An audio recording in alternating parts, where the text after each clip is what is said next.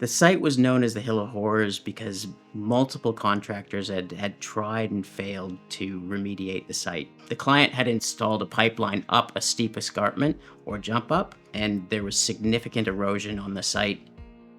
They did have an engineered design for the remediation of this slope, and contractors had followed that engineered design. However, from our point of view, the failures arose when they didn't consider the soil conditions or the shedding water from the pipeline right away. The Beneterra team collaborated on this project, and we used our internal soil and erosion and sediment control expertise to deliver a solution for the client. It was essential to ensure that the water was directed off the site, but also we needed to make sure that we could grow vegetation on the site. And that was one of the major issues. It was a rocky site. There was very little topsoil and very little opportunity for vegetation to grow. So Beneterra actually had to create topsoil. So we manufactured that topsoil and moved it and placed it on the slope.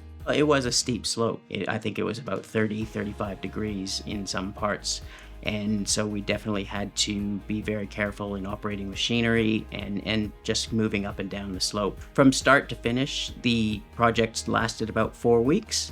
Immediately after construction, the first rainfall events, the water would shed off the right of way, as it was supposed to do, even before vegetation growth, because we did hydromulch the site and providing that temporary erosion control.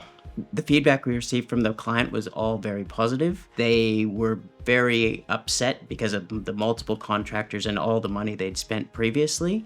So they did get us in knowing that we had that expertise in soils, and they knew that we would do the job properly. It's been 6 years since we completed the project, and there's no erosion to date, and the hill's intact.